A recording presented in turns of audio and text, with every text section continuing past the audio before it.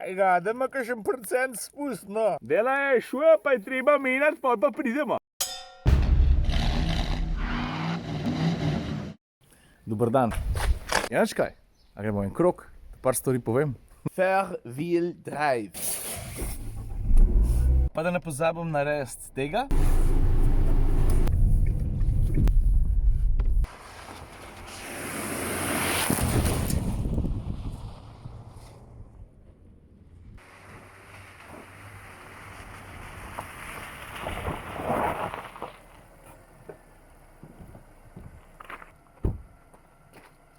To se pravi, osnova. Tole je valjda Dacia Duster, to je jasno, ampak je pa opremljen z enim takim posebnim paketom, v katerega paše tudi tisto, kar vidiš na strehi. Ampak tako kot ponavadi, pojmo lepo počas, pa po vrsti. Za začetek ne moramo ignorirati dejstva, da sem jaz Dusterja, se mi zdi, da že v 4 ali pa 5 vlogih, na zadnje v vlogu 703, takrat sem se z Busterjem...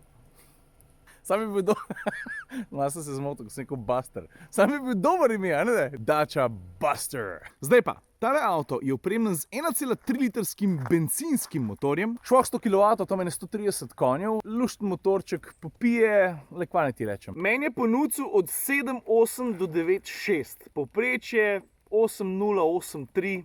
Tam. Pa 3 ste me na Instagramu vprašali, a je to sploh dost moči za avto s 4-kolesnim pogonom? In moj odgovor je praktično vedno enak, ne? Začne se pri tem, kakšne vrste voznik si, a si ofenziven, a si defenziven, kakšen je tvoj vozniški stil in kaj ti tudi pričakuješ od avta. Jaz recimo od Busterja ne pričakujem, da bom z njim šilil ovinke, jaz pričakujem, da se bom peljal normalno, pa da če bom zašel na teren, da bo navora dost, da premagam take razmeroma humane ovire, kar ta avto zagotovo zna, tudi 4-kolesen pogon je zelo dober avto, zna luštno plezati, o tem ni dvoma. A veš, že v osnovi je pogon elektronsko prilagodljiv, pa ne samo to, ti kot uporabnik lahko razdelitev navora med sprednjo pa zadnjo os zakleneš na 50-50. Predvidevam, da na tej točki vsi razumete, kaj to pomeni. Je pa treba biti iskren, da v svetu avtomobilu s 4-kolesnim pogonom to, da ti lahko zakleneš pogon med sprednjo pa zadnjo os. To po eni strani nič posebenega. Je pa učinkovit. A veš, par ljudi me je vprašali, ko so videli avto, so rekli, a skufer gor vrgu, kam pa pičeš, a potuješ? In pa je bil folk kar malo presenečen, ker sem rekel, da ti veš, če kupiš Dusterja, pa če zbereš ta pravo opremo, da dobiš un kufer za ston. Lej bom razložil zelo prosta stvar. Dajmo se najprej lotiti opreme. Ta prva stopna opreme je taka zelo oskubljena, imenuje se Essential. To je tudi najbolj dostopen Duster. Pol gremo pa naprej. Ker pa imaš pa še Comfort, Proud pa Prestige. No in če zbereš ta paket Prestige, lahko dodaš točno €0 in ga spremeniš v Dusterja Adventure. Se vidiš, tak malo bolj avanturističen postane. A veš, kaj vse tukaj noter pade? Poleg kufra na strehi, mimogrede nisem preveril, koliko litrov ima, ni ogromen, vse če ga pogledaš od strani, ne? Vidiš, koliko zajeten je, ampak je pa to kupenega placa, če imaš nekaj za v kufer dati, pa ti ga malo zmanjkuje, ne? Poglej, takle set ključkov dobiš. Pogledamo, sprejmo. Stari, se to sploh ni toliko malo placa, veš, kaj takole pogledaš. Ker če se jaz ne motim, pa pojmo od zgori do dol, ne? V ta paket za €0 ne spada sam kufer, spadajo tudi strešni nosilci, pa tale zaščitna plastika na vratih. Zaradi tega avtomobil deluje bolj robustno. Zgleda malo bolj tako tough, a ne? Se strinjamo. No in pa, če gremo pa še nižji, pika na i temu paketu, je pa tale stopnica. Prak. In če vprašaš mene, Duster je že tako ali tako, čeprav, če ga dobro opremeš, tudi približno ni pocen avto, ampak trdim pa, da je good value for money. To se pravi, to, kar ti dobiš, pa to, kolikor plačaš za to, ta razmerje se mi zdi odličen, to je treba priznati. In ta paket Adventure pomeni ene vrsto piko na i že tako razmeroma dobro opremljenemu avtomobilu. Zakaj rečem razmeroma? Ker na tem področju pa moram priznati, da bi si Duster zasluži še kakšen varnostno-asistenčen sistem več. Ima pa recimo sistem, ki ti pomaga pri spuščanju po strmini. Imaš tudi merilc bočnega nagiba, pa kompas, pa tako naprej. Luštne igračke. Pa še za tiste, ki vas po vsem teren malo bolj zanima, pogled, Duster je od podna oddaljen 21 cm. Spredi je vstopni kot 30 stopinj, zadnji izstopni terenski kot je 33 stopinj. Pa če se pališ na 4-kolesni pogon, moraš še nekaj upoštevati, ne?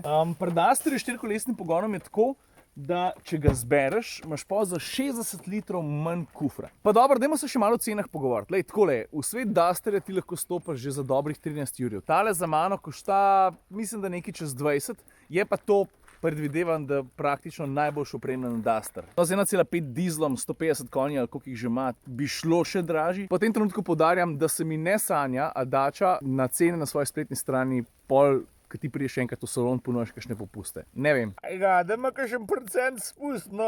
Če tam cel avto kupu. Ok, zdaj pa na hitrico sam še kaj mi je bilo točno temu Dusterju najbolj všeč, pravzaprav to, kar pri vseh. Takoj, ko se usedeš v avto, kljub temu, da je Duster kabinsko, glede feelinga zelo napredoval, dobiš občutek, da voziš zelo robusten avto. In ta feeling šteje.